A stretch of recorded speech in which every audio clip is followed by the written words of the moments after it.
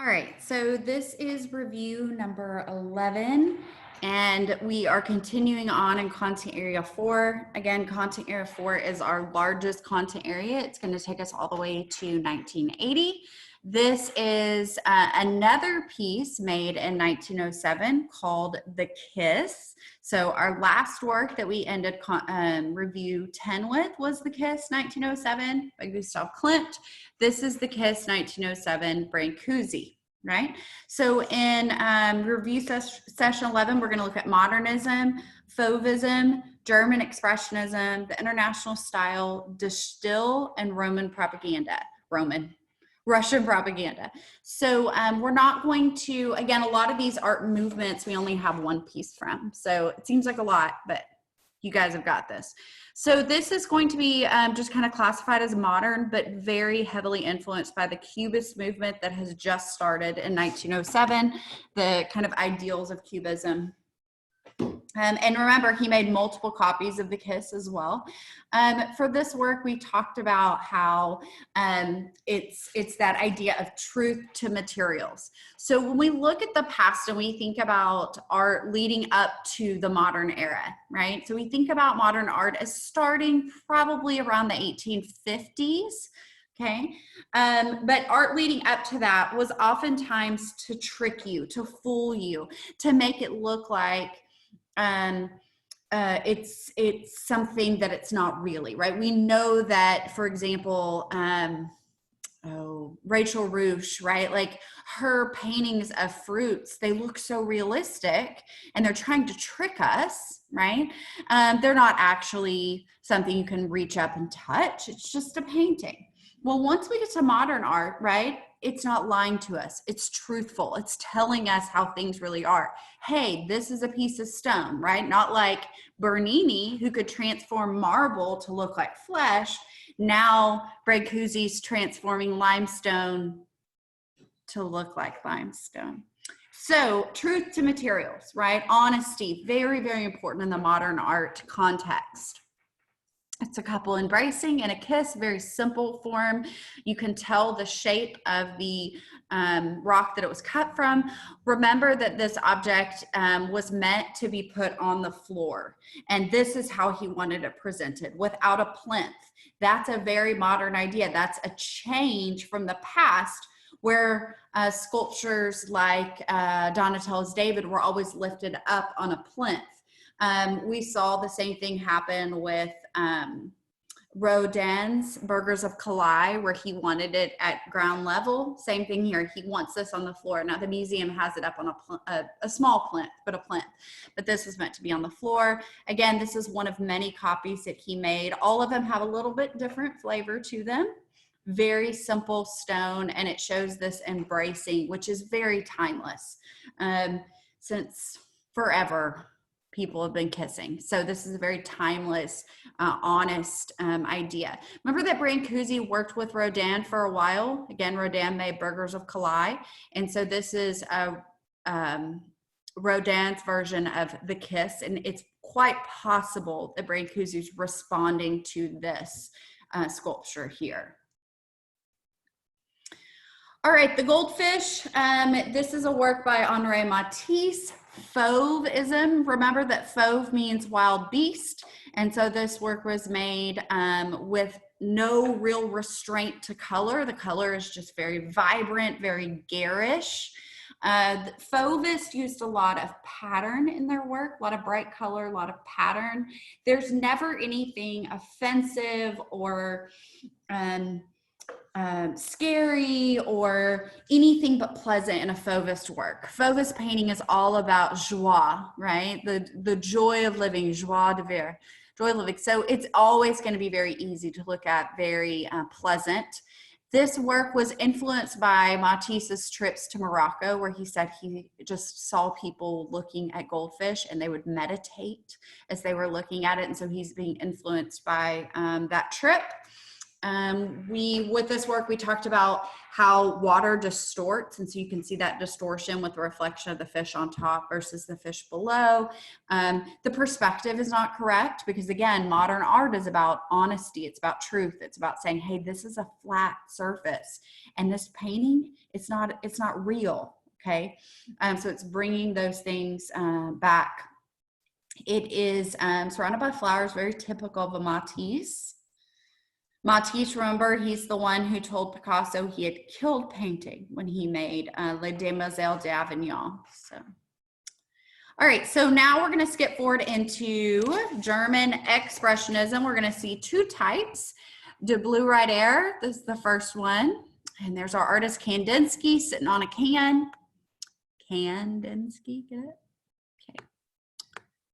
All right, whoa, what is happening? So the Blue Riders were founded by a group of Russians and Germans who are working in Munich, and they are creating a style that is more restrictive than just generic Expressionism.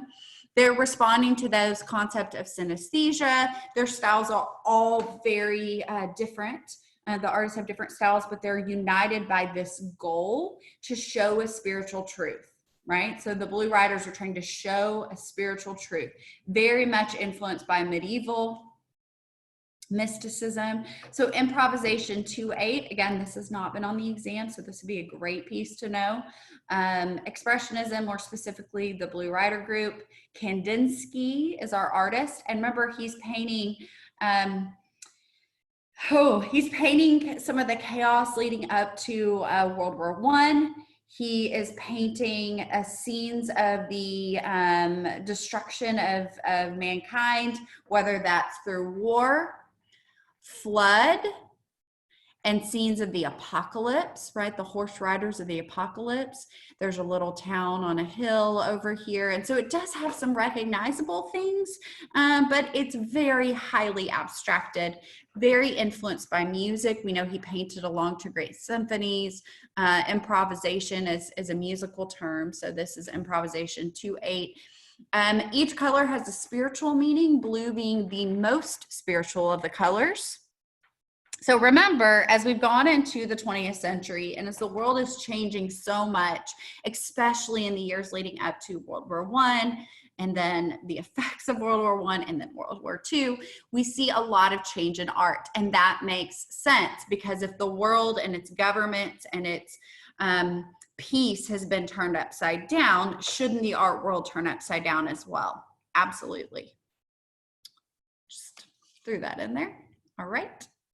Die Brücke is the bridge. That's another German expressionist group, one of the founding artists of the bridge. Remember the bridge, so that they were bridging the past to the future, right? So they're very much futurist. One of the founding members is Kirchner. They were very influenced by what they called primitive art, art from non-Western cultures, folk art, the barbaric, Nietzsche's writing. So here is Kirchner's self-portrait as soldier, and remember, Kirchner always has these really garish colors, these long tapered limbs like we saw in his Adam and Eve here. Again, it's more about his fear and his feelings about war and life and his position. It's less about reality.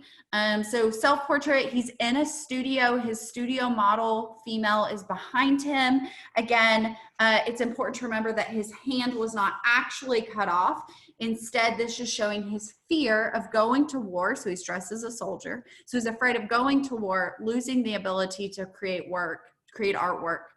And suffering from that. And then remember, in all irony, he for a short period of time did actually lose use of his hands because his nerves were damaged by drug abuse, by alcohol abuse.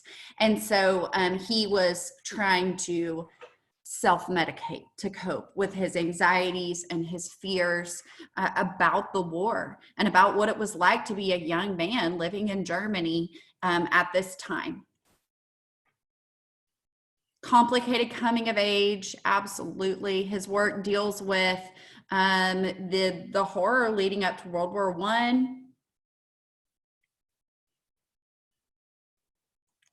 Very typical for artists at this point in time to reflect on the fact that they'd gone from being artists to being soldiers. Very, very common. And then, of course, we know that this was kind of a revisit of an earlier painting he made where he has very little care in the world versus this work. And you can see the green undertones and the fact that he's really, it's grotesque, right? He's painting his fears, his anxieties. And then Kirchner and many other modern artists were hated by Hitler because of their style of work. And so his work was mocked at the Degenerate Art Show of 1937. He was publicly shamed, and his work was taken from collections, and he eventually committed suicide shortly after. So he had a lot of issues that he's dealing with in his work.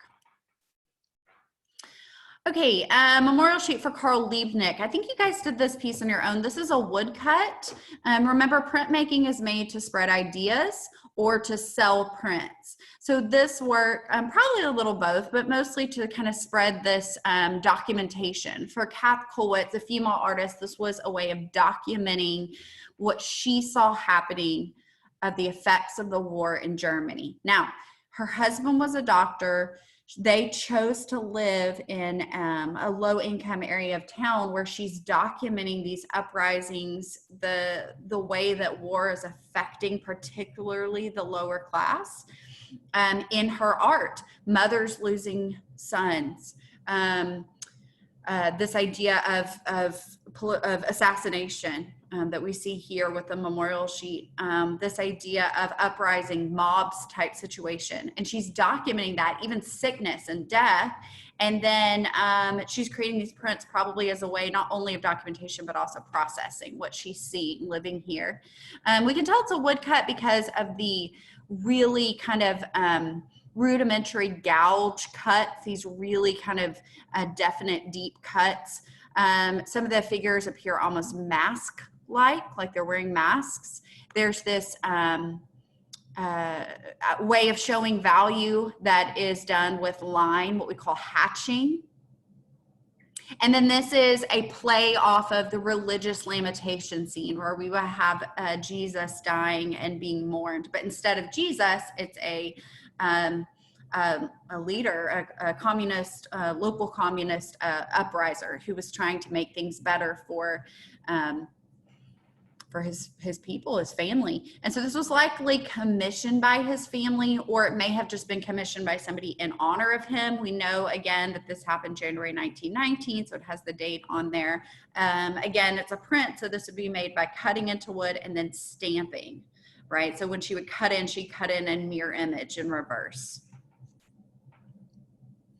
All right, so German Expressionism is going to be highly linked to the past.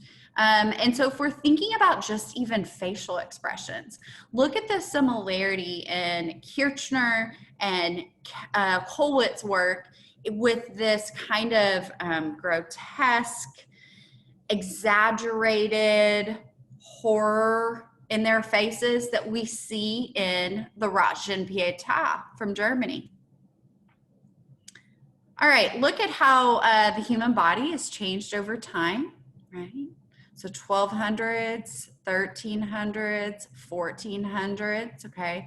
Moralized Bible by King Louis and Blanche of Castile, Gothic.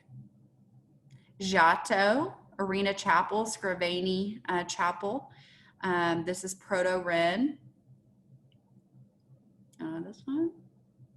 Okay, this is the Annunciation Triptych and Road Altarpiece by Robert Campen, Northern Ren. So look at how we start to get more three-dimensional as we move forward. All right, now we've moved into Renaissance, the High Renaissance, Mannerism, Late Renaissance, Baroque. So we go to this ideal forms. Mannerism, we're starting to see more stretched out elongation. Baroque is going to be dramatic.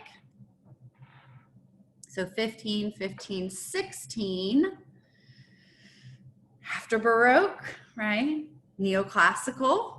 Okay, so it's time, from Baroque, we go from this drama, this exaggeration, to reason and rational thinking. That's going to be neoclassical. Okay, then from neoclassical, David, okay, 1700, we go to Romanticism, because it's time to swing back on the pendulum. So Romanticism, things are dramatic, passionate again. So this is Delacroix, Mr. Color, Delacroix, Liberty Leading the People, 1830, so 1700, 1800. This is Olympia by Manet, Olympia by Manet. So this is realism. All right, so realism, how things really look, how they are. So looking back to the past here with David, contemporary event told in a passionate way by Delacroix. Contemporary event told in a this is how things are realistic way, Manet.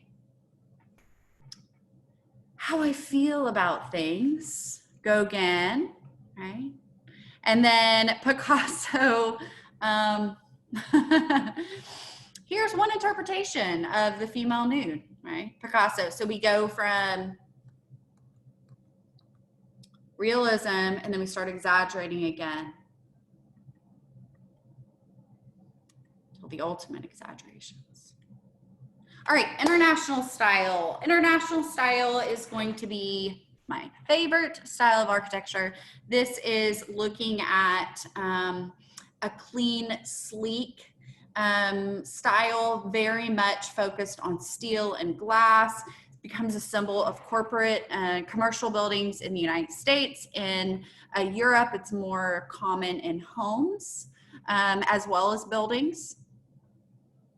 What leads to our need for international style? Wanting to have some unity, needing more buildings for a rapidly industrializing society. The new technique of steel. So again, we saw iron and steel together at the Carson Peary Scott and Company building. Now we're going to see just more focus on steel. And then modern man needs a modern building. Ville Savoye by Le Corbusier. This is in France. It is a structure that is a house. It's both sculptural and functional. He said that the house should be a machine for living in, okay, Le Corbusier. He thought you could simplify architecture down to its main ideal. So remember, he had the main parts, components of architecture: the window, the ribbon window, the ramp, the stair, the column. He talked about the importance of lifting up the home to have a space for the car below. He talked about the importance of replacing whatever green space you remove from the ground with a rooftop garden. Gorgeous.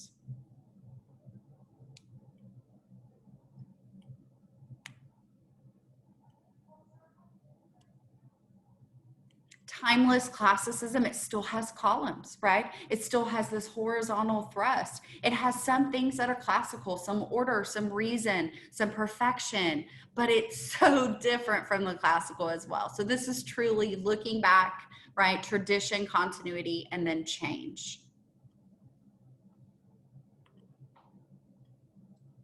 De Stijl. De Stijl is the style. This is a Dutch art movement started by Piet Mondrian, and they believed this was the end-all, be-all of art style. This was it. This was the best and greatest and most that would ever be, because it has completely reduced art down to its truly elemental forms, right? So we talked about how in the past art was lies, right? Trying to fool you, trying to trick you and make you think it has deep space, but it's really a canvas, and make you think that fruit is real, but it's really a painting. Modern art is truth. Modern art says this is limestone, this is paint, this is steel. It's not, it's all very much truthful, right? Well, now what's the next step after having truth? Well, just color, right? And so this has gotten rid of any sort of decorative, excessive form. We're pared down to the most abstract, aesthetic, basic visual elements. The ultimate style. So this goes very, very well with the international style of architecture. It's a utopian view of art. Again, if you have to talk about this work, if you get to talk about this work, please make sure you're thinking about universal language, right? Because there's no content that is set to any sort of cultural understanding or time period, anybody can get it. Because what is it? It's a mathematic, perfect depiction of simple shapes, right? So much goodness there. All right. Composition, red, blue, yellow, 1930, oil on canvas. Again, this is between the wars. And so between the wars, there's this time period where things have changed, right? People are looking for this new utopian existence. Neoplasticism, this idea that he is rigorously abstracting down to a purely mathematic type depiction of vertical, horizontal, and primary colors. He was influenced by jazz music. This is an artist who's Dutch, worked in Paris, worked in the US.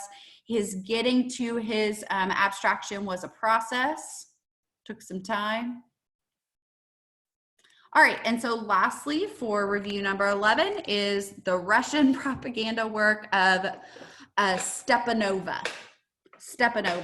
So this is a collage from a booklet, a journal, a magazine that was made called the USSR in Construction. And the audience, the intended audience for this work is actually areas outside of Russia. So in the UK, in America, that the audience would open this, that they would see it and they would think, man, those Russians are doing such a great job. That 5-year plan, super successful, right? So this was a piece of propaganda. Photo montage, clippings, photographs, magazine pages. Some context there. Again, made for a book. It's supposed to make Stalin and Lenin look like they have just set things up for success here. This is what the book looked like. This montage is an ode to the success of the 5-year plan, which had to do with rapid industrialization in the Soviet Union. Remember, CCCD is USSR. Very geometric. The red is the color of communist, giant Vladimir Lenin.